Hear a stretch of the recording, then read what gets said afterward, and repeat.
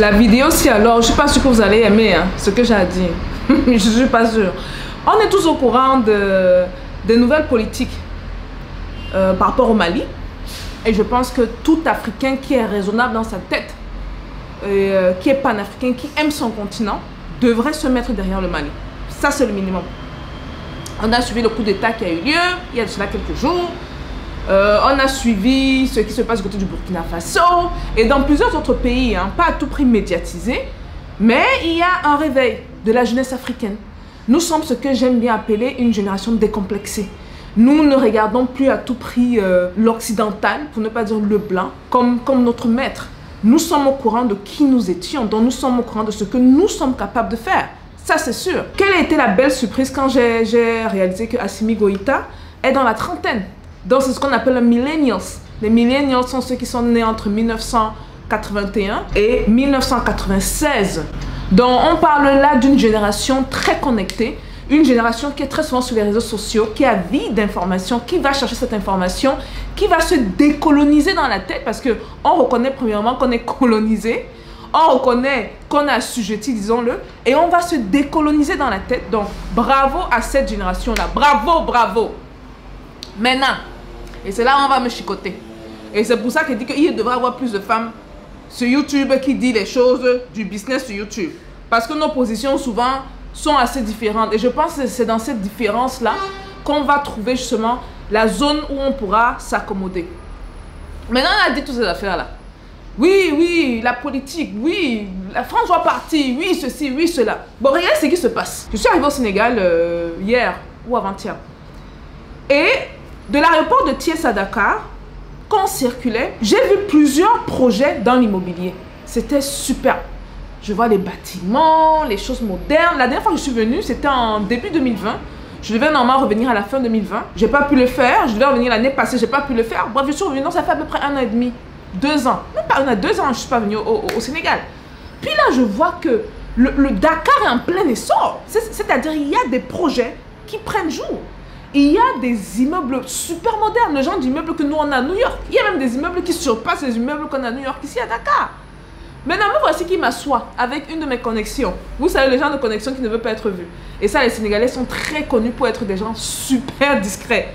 Donc, je ne sais même pas si je pourrais faire passer sur la chaîne des personnes quand même qui ont certaines connaissances et qui peuvent partager ces connaissances avec nous. Dans la plupart de ces projets, on a fait ce qu'on appelle des appels d'offres. Les appels d'offres, c'est quoi? C'est-à-dire, on dit voici un projet qu'on veut mettre sur la table et on appelle soit des individus, soit des compagnies, soit des États même à venir contribuer financièrement pour le projet. En retour, vous avez quelque chose. Pour la plupart des projets gigantesques, ça c'est valable pour le Sénégal, mais c'est également valable pour... On va parler d'autres pays. Apparemment, hein, la plupart des gens qui auraient mis leur argent dans ce genre de projet sont des étrangers. Et je ne pense même pas que le Sénégal soit un très bon exemple parce qu'on sait combien la diaspora sénégalaise investit dans son pays. On va aller dans notre pays et vous allez voir. Donc là, on se rend compte que pour un projet immense ou pour des gros projets qui vont ramener beaucoup d'argent, les Africains ne sont pas là. On n'est pas présent.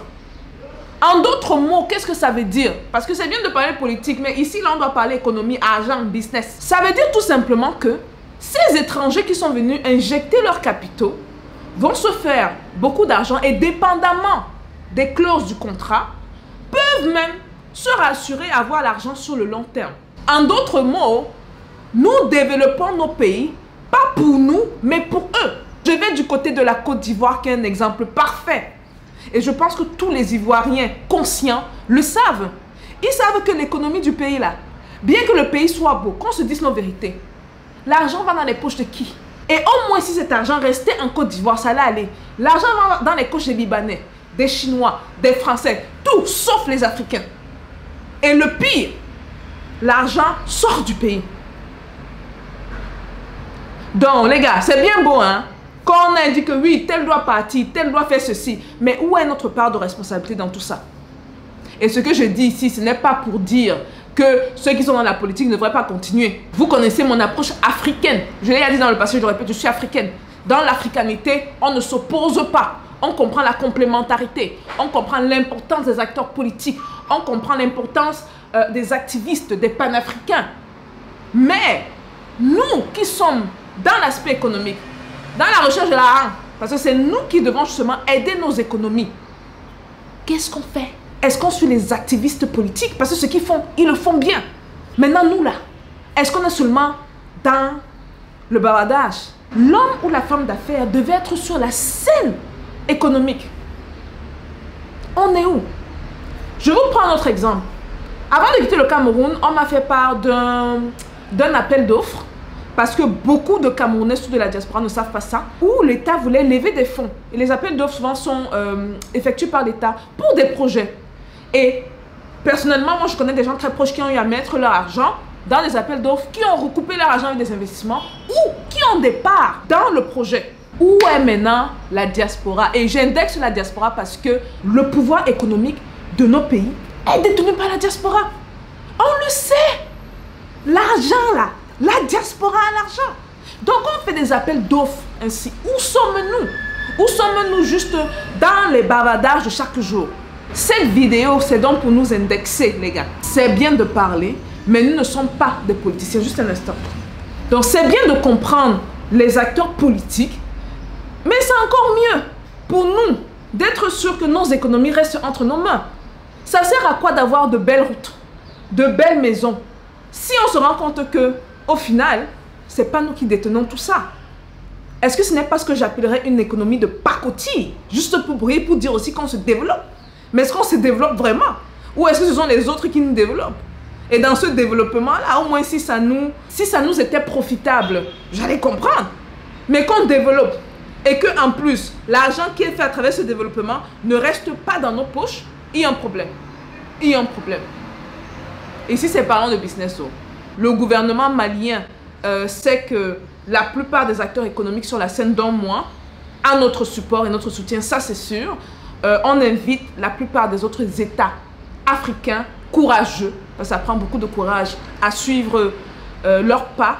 Mais au-delà de ça, nous citoyens, nous qui sommes dans les affaires, nous qui voulons développer notre pays, devrons comprendre que de la même manière que les activistes politiciens font leur travail, nous devons également faire notre travail. Donc moi, la question que j'ai pour nous, c'est la suivante.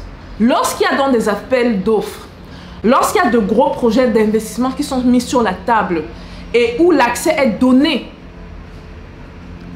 à tout le monde, à tous les citoyens, où sommes-nous? Ou est-ce que pour nous, c'est plus simple de tomber dans la facilité du bavardage sans pour autant réaliser l'importance et la puissance de notre dollar, de notre euro, de notre yen? Là est la question. Peace out.